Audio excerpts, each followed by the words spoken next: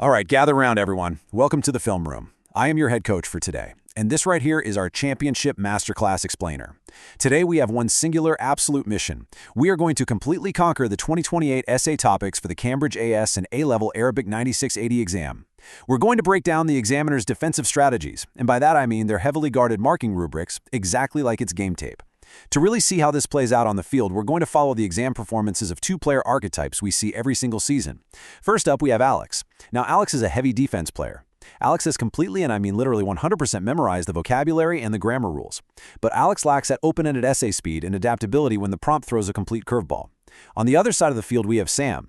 Sam is our fast attacker. Brilliant ideas, incredible vocabulary, but sometimes, well, Sam suffers from really sloppy execution on those specific command words.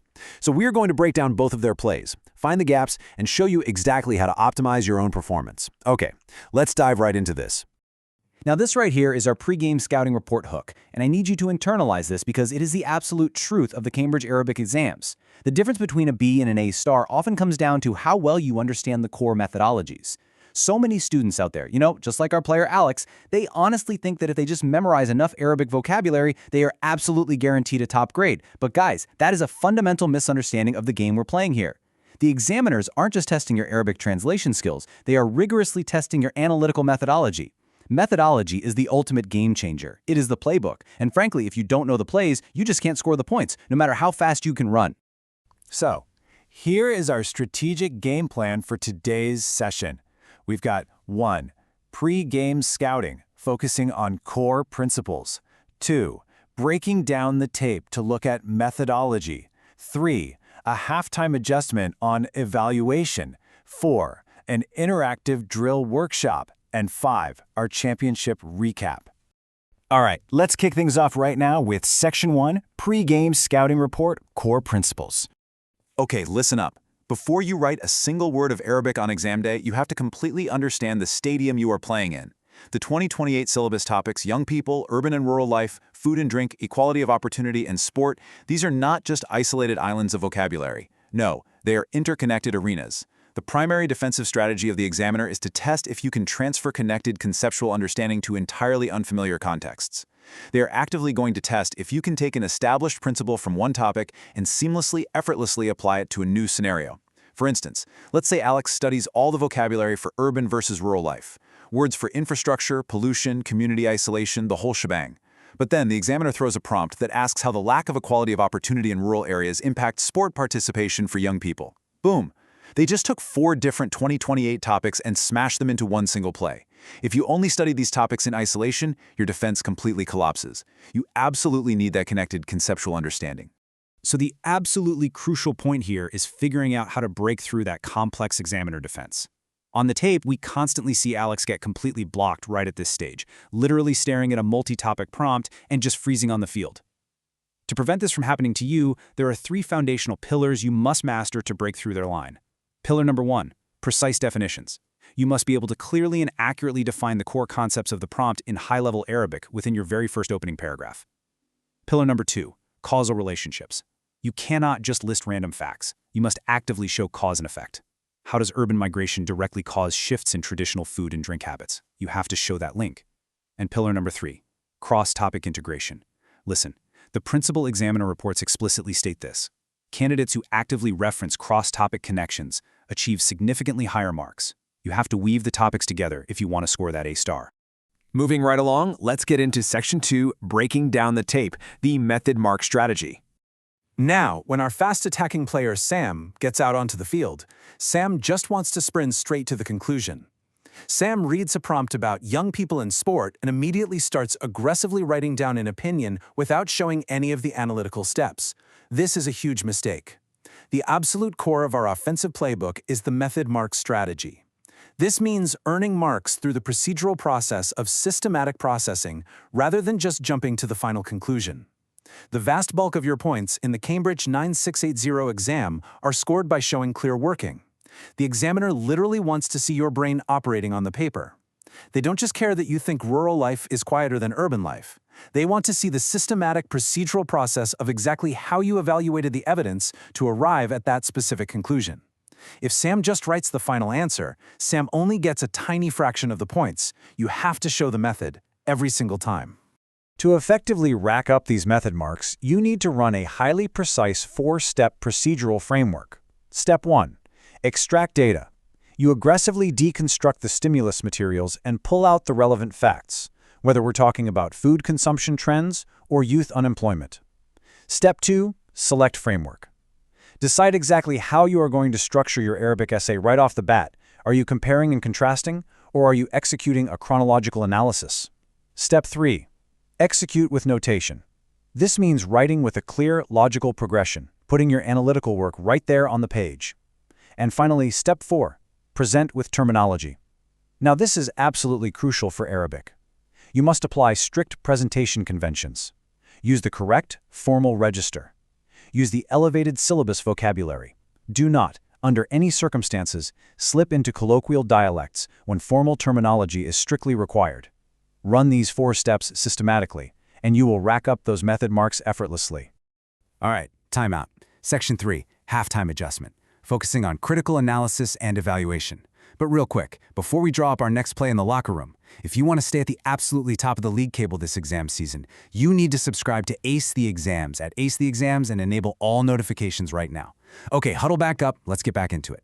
We are at the half, folks, and let me tell you, this is exactly where championships are either won or lost. Let's look at the tape from the second quarter where both Alex and Sam hit a massive roadblock. The question on the board is the one that honestly terrifies students the most. How do we counter intricate evaluation prompts and critically assess evidence quality? The 2028 topics, they are dense. Imagine a prompt asking you to explicitly evaluate the claim that equality of opportunity in education has completely leveled the playing field for young people in urban versus rural environments. Wow, that is an incredibly intricate prompt. You can't just say, I agree or I disagree. You have to meticulously assess the quality of the implicit evidence. Both Alex and Sam struggled big time here on the tape. Alex played way too defensive, just vaguely describing rural and urban schools. Sam attacked way too fast, just blindly arguing, yes, it is completely equal. Both of them missed the A-star. We need to draw up a brand new tactical play. So we need to run what I call the deconstruct, solve, evaluate play. Look at the difference here. A generic argument just lists basic facts, saying urban schools have better sports facilities. Okay, that's generic, it's fine, but it's not winning any trophies. But an evaluative execution, now this is top-tier gameplay, identifies limitations, checks for reasonableness, and looks at underlying assumptions. An evaluative argument says something like, while it is broadly assumed that urban schools offer better sporting opportunities, this perspective actually fails to account for the severe limitation of outdoor space in dense cities, offering an alternative interpretation that rural youth might actually have significantly greater access to certain outdoor sports. Do you see the difference there? It's huge. You are deconstructing the prompt, identifying the hidden assumptions made by the examiner, and offering smart, alternative interpretations using high-level Arabic. That is exactly how you counter a heavy prompt. Now, to practically build this into an actual essay structure, you need to utilize this ultimate tabular matrix. Whether you are comparing food and drink habits between entirely different generations or evaluating equality of opportunity across genders, you absolutely must use this matrix. First, you need to use elevated comparative connectives in Arabic. Second, don't just list the differences, you must identify similarities and differences to show a mature, balanced analysis. Third, every single claim you make must have evidence support backing it up. And finally, you must conclude with relative importance, meaning you have to decide which factor is actually the most significant in the grand scheme. If you build your body paragraphs using this strict, disciplined structure, drawing justified, high-scoring conclusions honestly becomes an automatic, mechanical process. All right, let's get you off the bench. Section 4, Interactive Drill Workshop Live Training. It is time to get you all out onto the field for some live, high-intensity training. We've talked a lot about the theoretical framework. Now we are putting it into immediate, high-pressure practice. Drill 1 begins right now.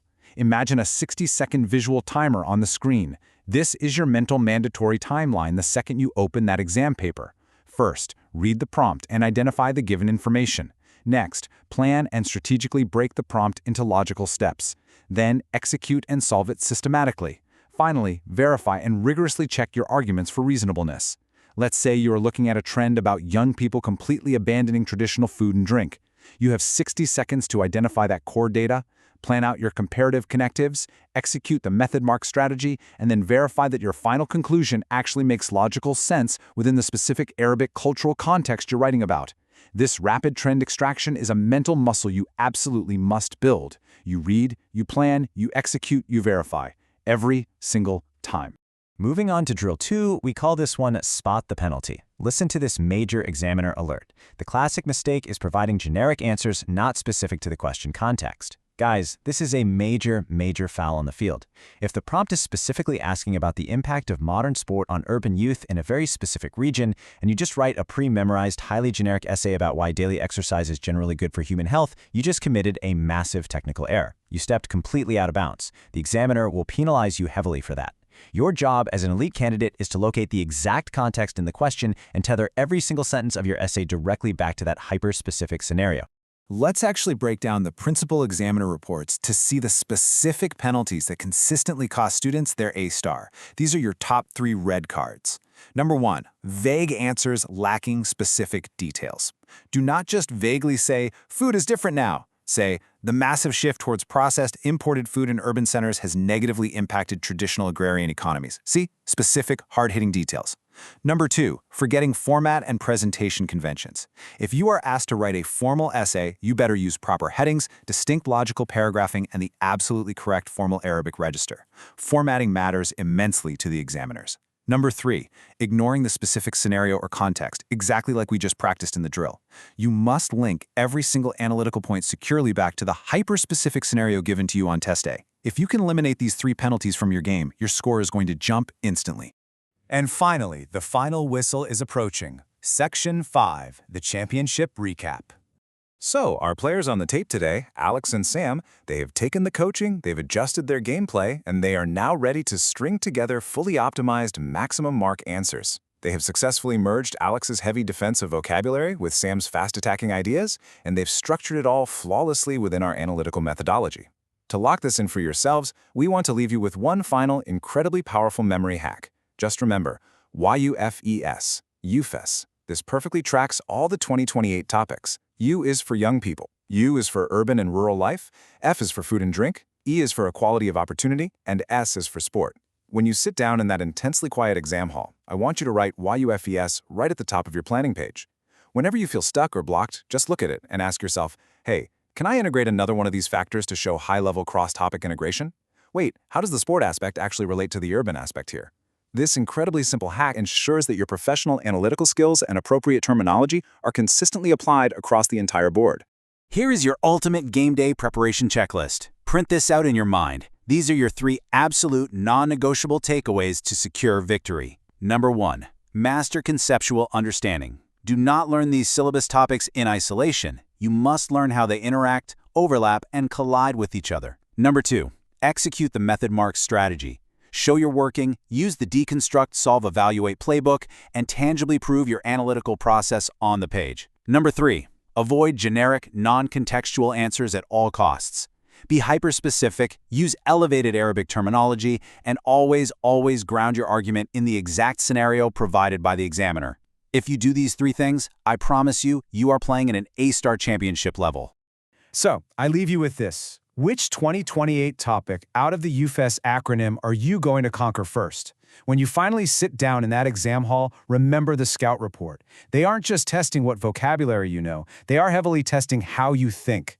Are you going to let the examiner's complex defense block you, or are you going to flawlessly execute the methodology and take home the A-star? I want you to hit that subscribe button for Ace the Exams at Ace the Exams. Click the notification bell and drop a comment right now with your current tier and your absolute goal grade.